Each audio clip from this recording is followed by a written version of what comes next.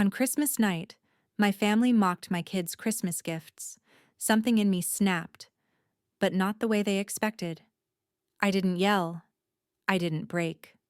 I just watched their faces, held my boys close, and pulled out the one envelope that would flip the entire room upside down. They thought we were small. They thought we were struggling. They had no idea I'd been building an escape so powerful it would end a legacy of cruelty in one quiet move. My name is Melissa. I'm 34 years old, and this is how I turned their betrayal into my blueprint for power. Before we continue, please subscribe to the channel and let us know where you're listening from in the comments. The dining room looked like something out of a magazine. Warm, golden lights ran through the garland stretched down the middle of the table, giving off this soft glow that made everything look richer than it already was. The chandelier above us sparkled like it wanted to make sure it got its moment on someone's Instagram feed. Even the wine glasses looked like they'd been polished by someone wearing white gloves. Every fork, every spoon, every plate shimmered like the whole room was performing for an audience that wasn't even here. The turkey was carved perfectly, sitting on a platter like a model that had rehearsed its pose. The mashed potatoes were whipped smooth, creamy enough to look like clouds. For a moment, just a moment, I let myself believe this Christmas might be different. That maybe this time, walking into this house wouldn't come with that old weight pressing between my shoulder blades. That maybe they'd look at us like we belonged, like we were part of this polished little world they'd built. That maybe this year, they'd see us. Not as charity cases, not as the family no one bragged about, but as people, as a mother who tried, as kids who deserved joy. Jason and Eli sat on either side of me, their little legs barely long enough to reach the floor even when they stretched their toes. 7 and 9. The ages where the world still feels magical, but also confusing, where one mean comment can stick to them like glue. They clutched their gifts tight, holding them the way grown men hold briefcases when they're walking into a job interview. Jason had his plastic dinosaur set from Dollar General. Eli held the tiny off-brand Lego-style truck I'd found on clearance at Walmart after digging through a bin of half-open boxes and missing pieces. It took me weeks to save for those gifts. Overtime shifts at the diner. Packing school lunches with coupons clipped from every newspaper left on an empty table. Skipping buying myself a winter coat, even when the wind cut so hard it made my eyes water. I wrapped the gifts late one night after the boys fell asleep. My room was cold and the wrapping paper was left over from last year, a little wrinkled, a little crooked, but I smoothed every corner down with my palm like I was tucking them in. I remember whispering, "They'll love this." And they did. Jason made his dinosaur roar, lifting it up and shaking it like he was waking up the entire prehistoric world. Eli started building right on the floor, knees pulled up under him, the little pieces clicking as he fumbled but kept going. They were smiling, wide open, real smiles that lit up their whole faces. Then the room shifted. I heard it in the way the laughter quieted, in the way someone's fork paused midair, in the way my sister Danielle's eyes slid toward us over the rim of her wine glass. She smirked, this slow, mean little curl of her lips. Then she let the laugh out, short and sharp, like she wanted to make sure it hit before anyone else had time to think. Danielle said, "This is what they got. Cheap trash." The words dropped like someone snapping a branch in the middle of a silent forest. Louder than the Christmas music playing behind us. Louder than the clinking of silverware. Travis, my brother, jumped right in. He never missed a chance to play follow the leader when Danielle opened a door to be cruel. He scoffed, shook his head a little, and said, "Guess some parents don't try." Not even a second passed before Aunt June leaned toward the person next to her, but her voice carried just enough to land right where she wanted it to. Embarrassing. The air in the room thickened like it knew something ugly was happening and didn't want to get too close. Jason's head dropped. Eli's hands stopped moving, his half-built truck wobbling in his palm. I watched their shoulders slump, watched all that excitement drain out of them like someone pulled the plug. And that sparkle in their eyes? Gone. Snuffed out. A fire lit in my chest. Not the kind that warms you, the kind that burns up air. I wanted to stand up and scream. I wanted to shove my chair back so hard it scraped against their perfect hardwood floor. I wanted to tell them what it took just to get us here. How many times I'd checked my bank account and exhaled in relief when the number wasn't as low as I feared. How many mornings I'd left for work before the sun came up. How many nights I'd stayed awake wondering if my boys would remember these years as struggle or survival. But instead, I breathed. I put my hand gently on Jason's shoulder. His skin felt warm, tense, like he didn't know if he should cry or pretend none of it mattered. I ran my thumb across Eli's back in that slow circle he liked when he was scared.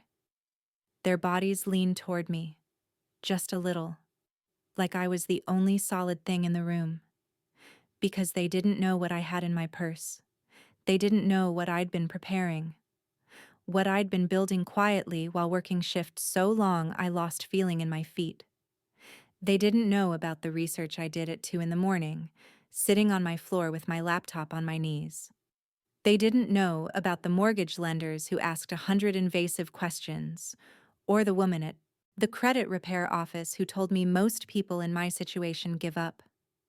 They didn't know about the meetings at the bank where my hands shook under the table, or the day I got the approval letter in the mail and sat in my car outside the post office crying so hard I had to wipe my face with the sleeve of my old hoodie. They didn't know that, while they were judging what my children held in their hands, I had something much bigger sitting zipped inside my purse. They didn't know the months of planning, the late-night checklists taped to my wall, the pages of notes and reminders in my phone, the real gift I brought to this house tonight. I was waiting for the moment they'd show who they really were, waiting for their comments, their condescension, their predictable cruelty, because I knew it would come. It always did. I used to hope they'd change, that maybe age or life or something would soften them. But some people stay the same because changing would mean admitting they were wrong. So I sat there, quiet, still, holding my boys close, letting their small shoulders press against me. I let their words hang in the air because I needed to hear them, because I needed them to say out loud exactly who they were, because that sound, their mockery, would become the final nail in the door I was about to close forever. This was the last Christmas my children would ever sit in that house. I didn't say a word during dessert. I sat there, breathing slow, feeling the room tilt in that familiar way it always did when they decided I was the easiest target in reach. I stayed quiet when Danielle scraped her fork across her plate like she was some queen irritated with the pie, dragging metal over porcelain with this dramatic little flick of her wrist. It was the same sound she used to make when we were kids, and she wanted everyone to know she was unimpressed with something. Back then it worked. Now it just sounded childish. But I didn't react.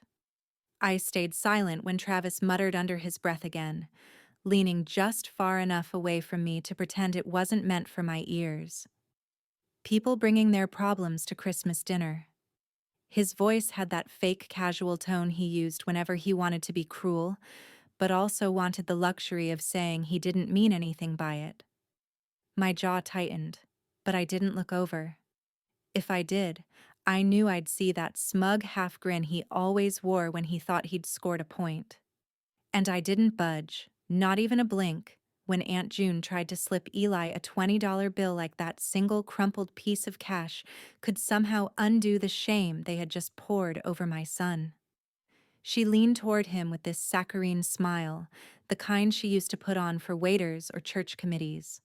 Her voice dropped to a whisper she wanted to sound generous, but it came through like pity. "Here, sweetheart, get yourself something nice." I watched Eli's fingers hesitate, his eyes darting to me, silently, asking if he was supposed to take it. I shook my head once, slow. He pulled his hand back. June pretended not to notice, but the way she tucked the bill back into her purse said everything. Through all of it, I just smiled. Not the kind of smile that means you're happy. A smaller smile. Softer. Still. A smile that told me I was in control of myself even if they didn't deserve that grace. A smile that reminded me why I was here. I wasn't here to defend myself. I wasn't here to argue or fight or give them one more moment of my energy. I was here to end this. Because I grew up in that house. Not just the structure, the walls that never kept sound in, the creaky stairs that always gave you away, the weird chip in the hallway tile that had been there for as long as I could remember. I grew up in the atmosphere of it. I grew up in the kind of judgment that arrived wrapped in politeness, the kind that came with a smile and a bite, the kind where love was never just love. It was transactional, conditional, a scorecard nobody admitted existed, but everyone followed like a religion. Everything in that house had always been measured by what you brought to the table. And it wasn't the potluck kind of table. It was the scoreboard Danielle built the minute our parents died. When she inherited the house, she made sure every person in the family knew exactly what that meant. She was the one with the property. She was the one with the good marriage. She was the one with the perfect kids, and the perfectly decorated mantle and the salary she made sure slipped into every conversation like an accidental brag. She called it hosting. She made it sound like she was doing us a favor every time she opened the door. But what she really meant was keeping score. And every Christmas, without fail, I knew my boys and I would be the lowest points on her board. The single mom with 2 kids, no husband, no flashy job. Just me in my diner scrubs with the quiet boys who didn't ask for much because they knew better than to expect more. I never told them what it cost just to show up here each year. I didn't tell them how I'd stand in my bedroom staring at wrapped gifts I prayed wouldn't look cheap next to whatever Danielle's kids tore into. I didn't tell them about the long drives home after these gatherings when I'd grip the steering wheel so tight my fingers hurt, trying not to let them see me cry. I didn't tell them how many times I almost didn't come, sitting in the driveway wondering if a holiday was worth this kind of humiliation. But this year was different. This year I didn't feel small. I didn't feel like the kid who couldn't keep up or the adult who kept apologizing for her life. Because this year, I had options. In my purse sat a manila envelope. I'd checked it 3 times before we walked into the house, making sure the papers were still tucked neatly inside. The letter from Pinebrook Credit Union. The final approval for the home loan. The house wasn't some starter apartment or cramped townhouse either. It was a real home. 3 bedrooms.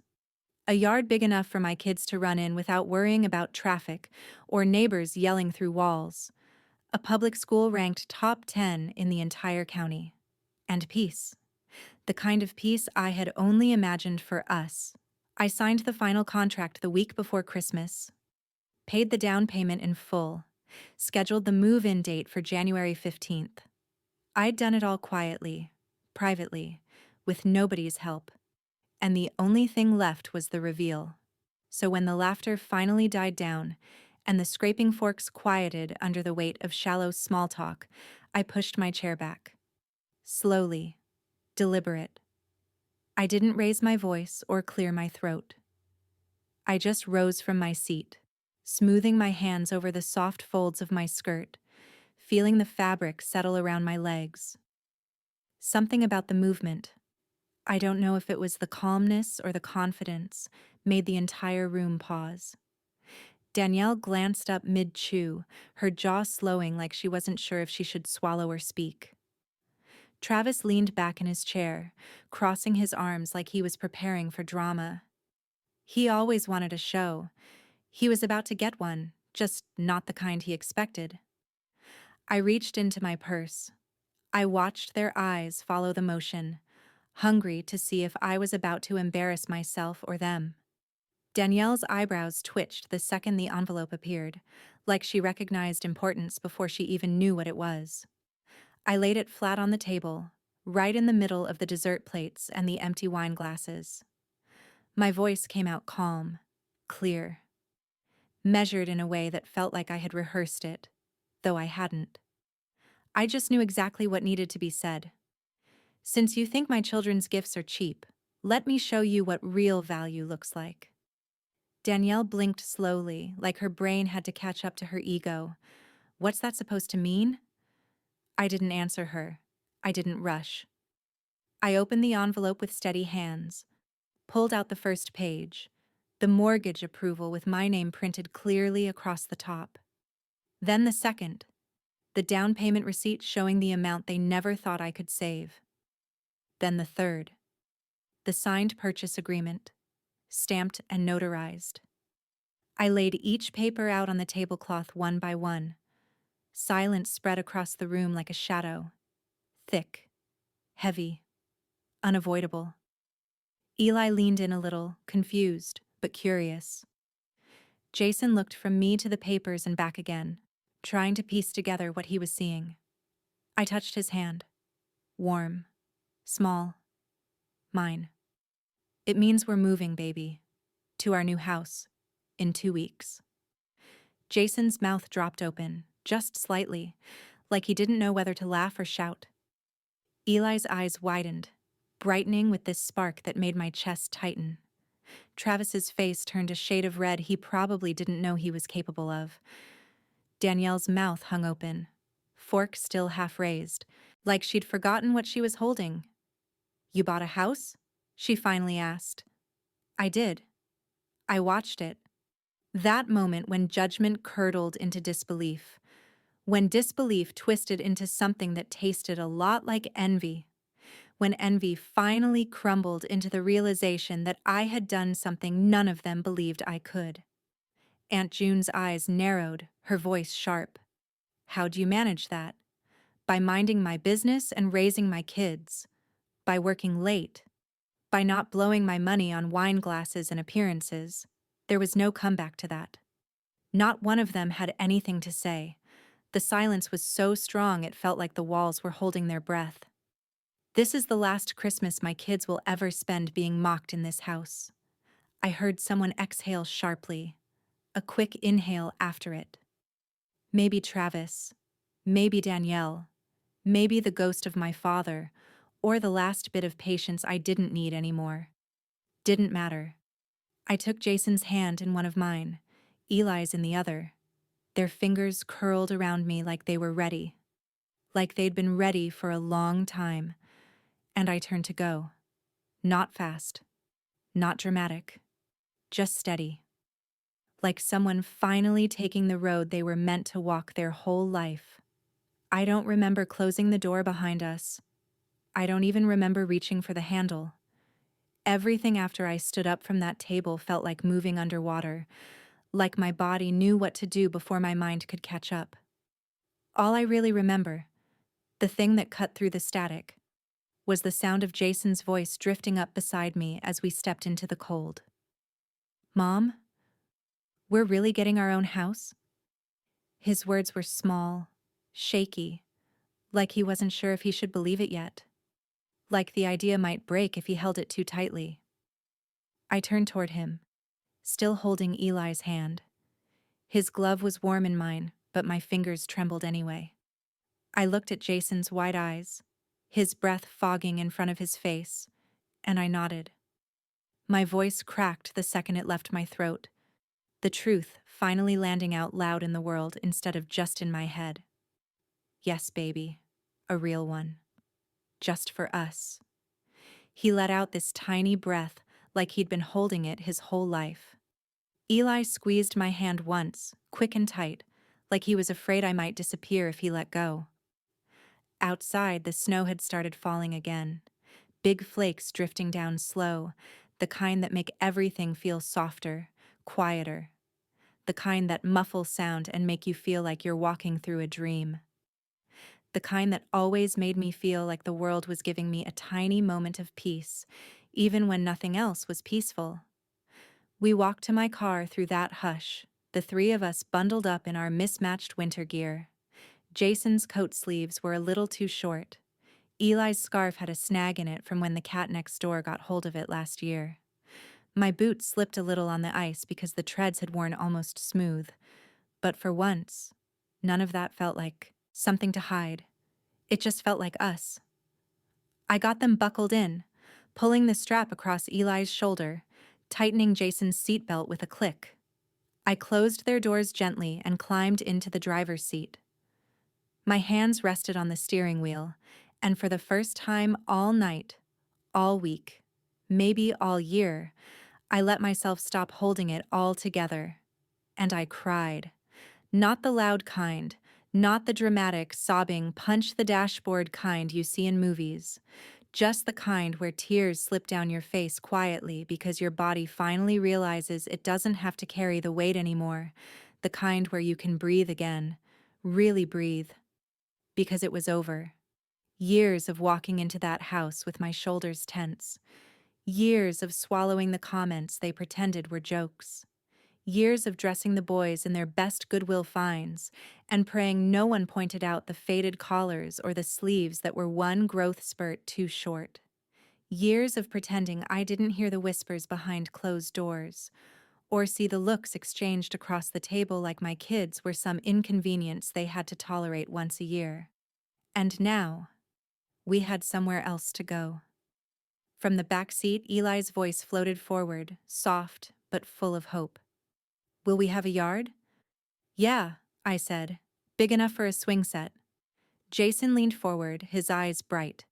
Can we paint our rooms? Any color you want? They cheered. Quiet little cheers, like they didn't want to jinx it. Like they were afraid if they were too happy, someone might tell them it wasn't real. But I smiled, wiping my cheeks with the back of my hand, because no one could take this from us. Not anymore. The next morning, my phone wouldn't stop buzzing. Buzz after buzz after buzz, shaking across my kitchen counter while I poured cereal for the boys. I didn't even have to check the screen to know who it was. Danielle called first. I watched her name flash across the phone, then fade to missed call. A minute later, a text banner slid across the top. That was really unnecessary. Then another. You could have told us privately. And another. It was humiliating for everyone. I stared at the screen, then flipped the phone over.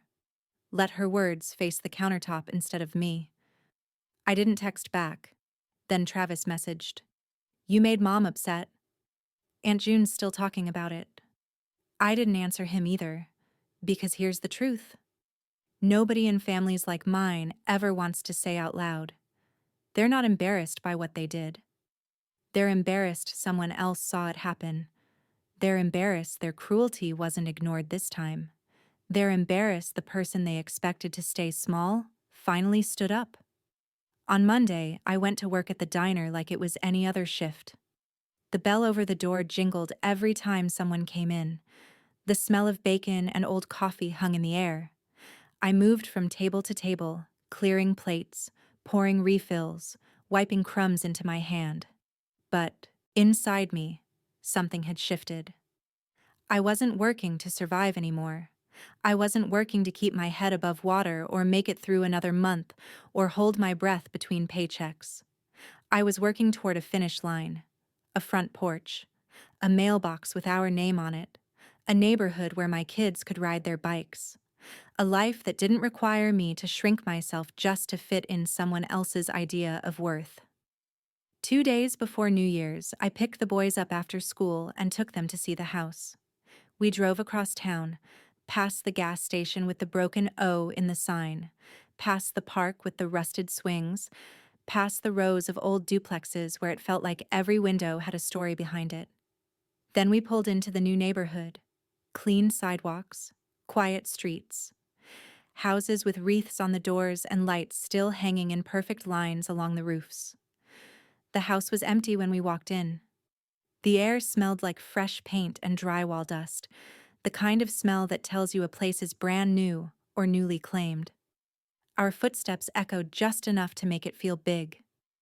Jason ran down the hallway immediately, calling out, "This one! This one!" He stopped in the doorway of a bedroom and planted his feet like someone might try to take it from him. Eli wandered slower, his little fingers brushing the walls, absorbing everything. He sat cross-legged in the corner of another room, mumbling to himself about where he'd put his shelves, his books, his little truck collection. And I stood in the living room, staring out the back window at the wide, open yard. My hand pressed against my chest, right over my heartbeat. It thumped steady and strong. I whispered thank you, not to a specific god or religion, just to whatever part of the universe had heard me on the nights I prayed into the dark. The silence in the house didn't feel like the silence I grew up in. It didn't echo with judgment. It didn't carry ghosts or unspoken rules or years of someone else deciding your value. It felt open, clean, new. It felt like breathing for the first time. I remember the week we moved like it was stitched together out of cold air and adrenaline. It snowed so much the school district delayed classes for 2 days straight, which should have stressed me out. It didn't. Not even a little. I stood in the driveway of our new house with a shovel in my hand, my cheeks stinging from the cold, my breath puffing out in shaky clouds, and I still couldn't stop smiling. The kind of smile that feels glued to your bones. The kind you don't even try to hide. My fingers were numb, my toes were probably halfway frozen, but none of it mattered, because I was standing in front of something I had built. Me. Not something handed down. Not something borrowed. Not something I was expected to be grateful for. Something I earned. Something I chose. Something that belonged to my kids and me, and nobody else. The boys helped carry the lighter boxes, each of them, insisting they could handle the heavier ones until they tried lifting them and toppled backward into the snow. They argued over which bedroom had the bigger closet, each claiming the other was cheating or lying about the measurements. I let them argue. I let the noise fill the house. It was a good noise. A warm, alive, messy noise that made this place feel like home faster than any furniture ever could. They were claiming it, making it theirs, and they deserved that. Every inch of this house had been paid for in sacrifices no one would ever see. In hours nobody applauded. In nights I stayed awake mapping out a future that finally felt real. I unpacked, slow, room by room. No rush, no timeline, no pressure to make anything perfect. There was no one here to impress. No sister peeking over her wine glass. No brother whispering jokes he thought I couldn't hear. No relatives waiting to see whether I could prove myself or embarrass myself. Just us. Just the sound of cardboard tearing, the thump of boxes hitting the floor, the boys running down the hallway. The occasional laugh spilling out of the kitchen when Eli found the cereal I'd packed in the wrong box. And there was silence too. But not the kind that feels empty or lonely. The kind that feels earned. The kind that feels like a deep breath after holding it for years. The day we hung our first picture frame, I cried. I didn't mean to. I wasn't planning on making it a moment. It was just a simple photo of the boys at the lake last summer, both of them squinting into the sun, Eli's hair sticking up in every direction, Jason grinning so wide it looked like it hurt. The frame was crooked. The color didn't match anything in the room, but when I stepped back and looked at it, something inside me cracked open. Because it was ours. Our walls. Our memories. Our beginning. Jason wandered up beside me and sniffed the air dramatically. "Mom, this house smells good." I laughed. "That's probably the paint." He shook his head, serious. "No, it smells like you. And pancakes." And I felt that. Felt it deep. Because a house really does take on your warmth faster than you expect. It picks up your laughter, your routines, the rhythm of your life. Before you know it, the walls feel like they've always known you. Eli started sleeping through the night.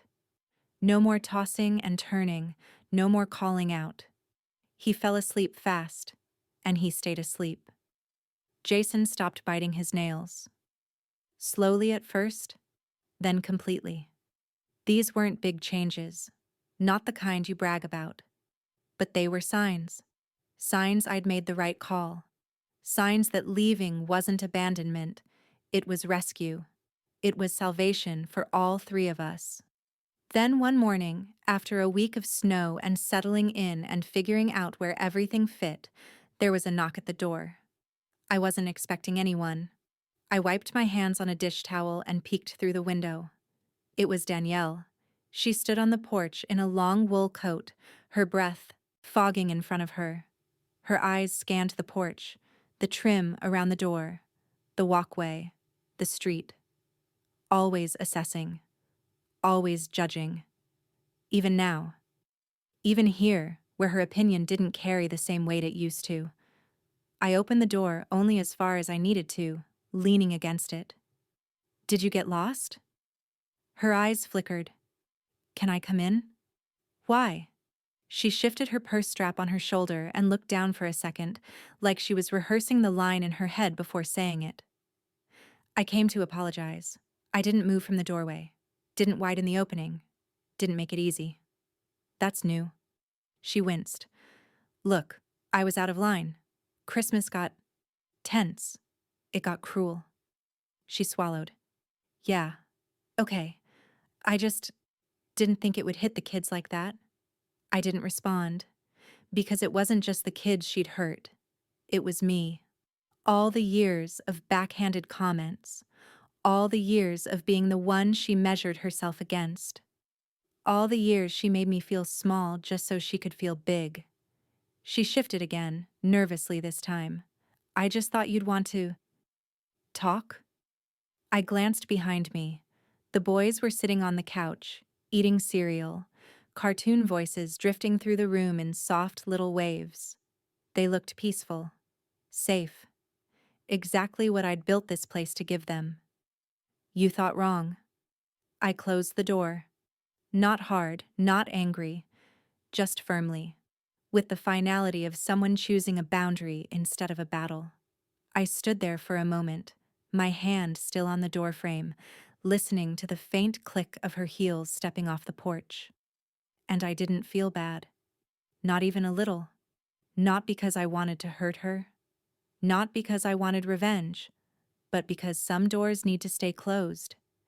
Even when the person knocking is someone you've known your whole life. Especially then.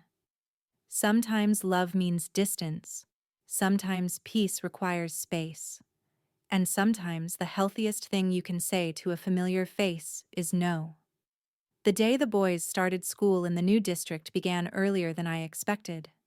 I woke up before the alarm, that nervous, excited kind of awake where your body knows something big is happening before your mind does.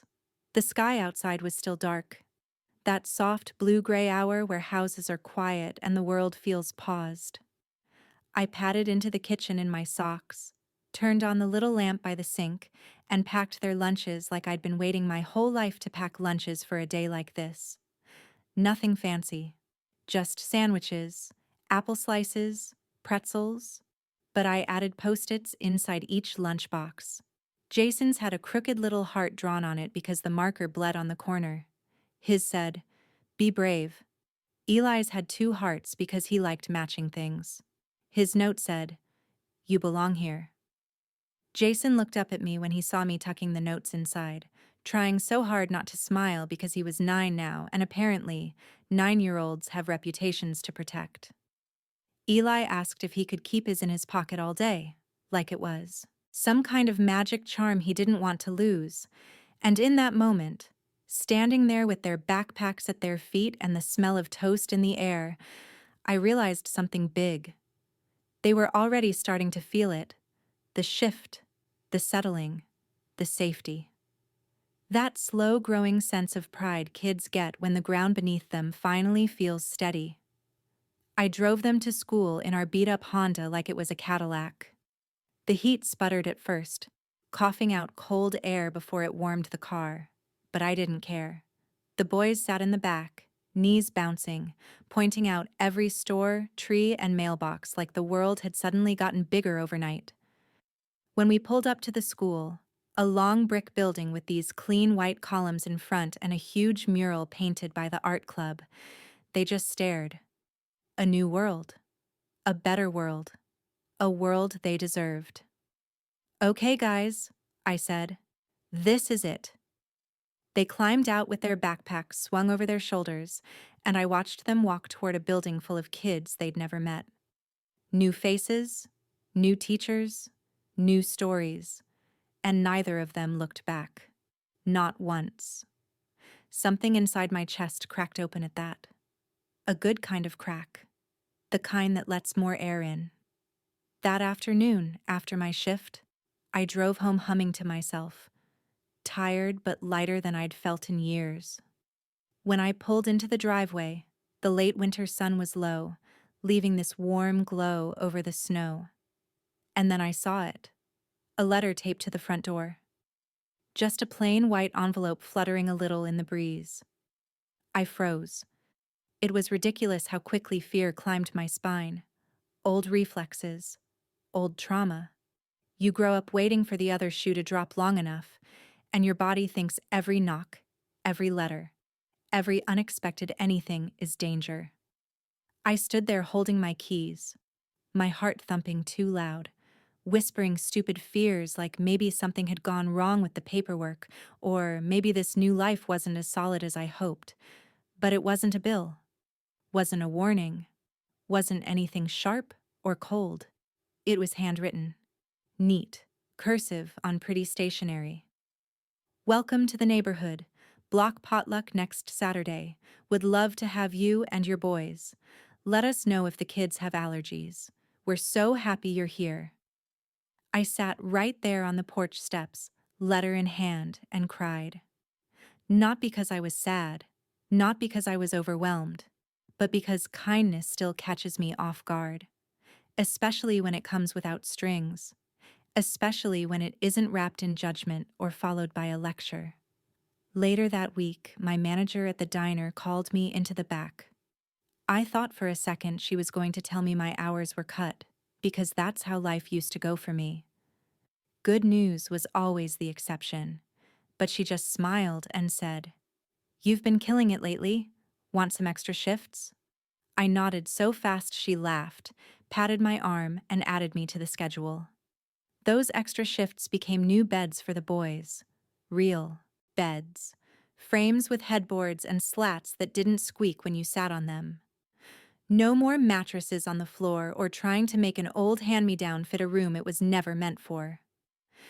I ordered 2 matching sets. Something clean and simple, and the boys acted like Christmas had come twice. Jason helped me put his together, handing me screws and bolts like he was my second in command on some mission that needed precision. Eli picked out glow-in-the-dark stars to stick to his ceiling, turning his room into a little galaxy. I stood in their doorways at night and just breathed. Slowly, deeply. The quiet in this house was different. It wasn't the silence of walking on eggshells or waiting for someone to snap. It was peace. It was safety. It was the kind of quiet kids grow strong in. No yelling downstairs.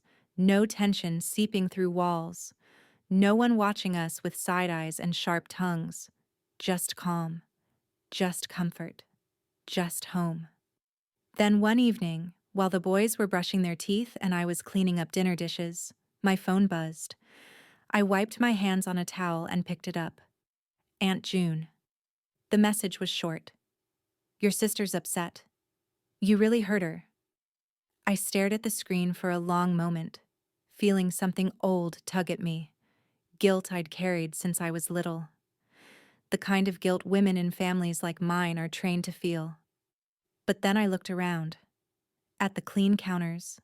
At the boys' backpacks hanging on hooks. At the glow of their nightlights down the hall. At the life I was building.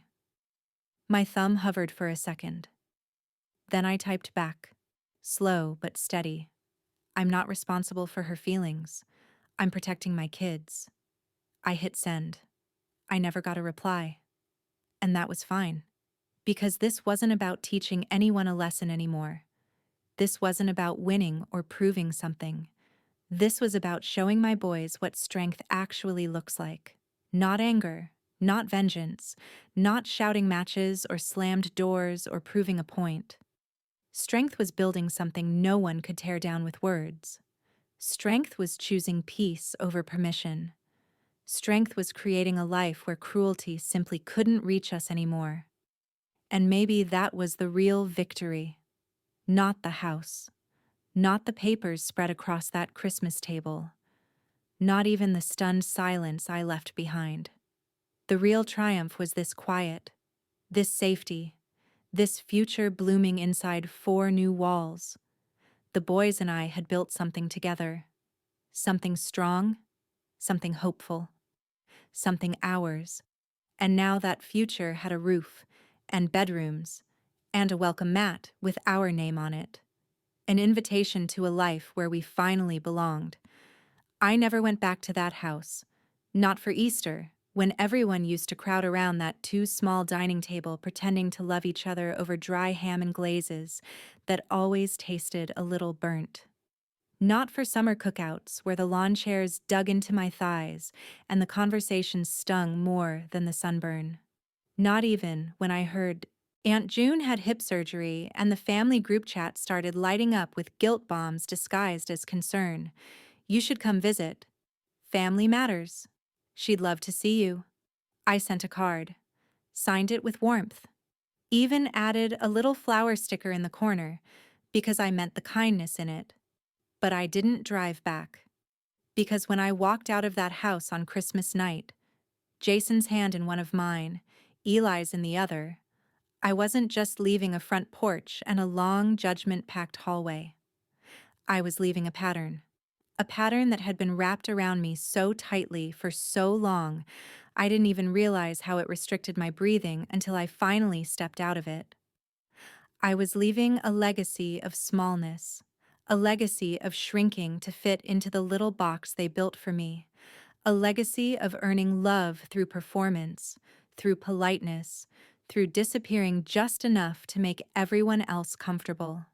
And I wasn't about to let my boys grow up thinking that's what family meant, that love had a cost, that acceptance had a price tag, that they had to arrive carrying something expensive to be treated like they mattered. In our new home, everything changed.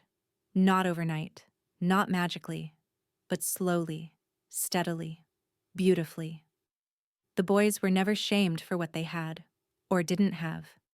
They were celebrated for who they were, for their curiosity, their questions, their dreams, for the way Eli tapped his foot when he was thinking, and how Jason lined up his pencils before doing homework because it made him feel organized in his brain. Jason made honor roll that spring. The first week, he came home holding the certificate with both hands like it might break if he breathed too hard. He didn't look at me right away. He looked down at it, then at his shoes, then finally at me, waiting to see my reaction. When I hugged him, he melted into my arms with this relieved little sigh, like he'd been waiting his whole life for someone to be proud of him without conditions. Eli started drawing more, too. Not just doodles on scrap paper, but whole worlds. Castles floating over oceans, forests filled with neon animals, cities built on clouds and bridges made of starlight. His walls became a gallery of dreams, color, imagination, his heart on paper. We ate dinner together every night. Sometimes just boxed mac and cheese. Sometimes pancakes with fruit we could finally afford without checking the price twice. Sometimes grilled cheese dipped in tomato soup from a can. Nothing fancy. But every meal tasted like freedom, like choice, like we were building something quietly sacred. The boys laughed louder here. A real laugh. The kind that starts in the belly, not the kind that hides behind fear of being told they're too much. They slept deeper, too, as if their bodies finally believed they were safe enough to rest without listening for tension in the walls. And they trusted more. Trusted that the day would end gently. Trusted that the night wouldn't bring a storm. Trusted me. Trusted themselves. And me? I started feeling human again. Not like the girl always waiting to be approved. Not like the woman constantly biting her tongue to keep peace that was never actually peace. It was just silence, but like a mother with her hands back on the wheel, like someone who wasn't just surviving the crash, but driving the car.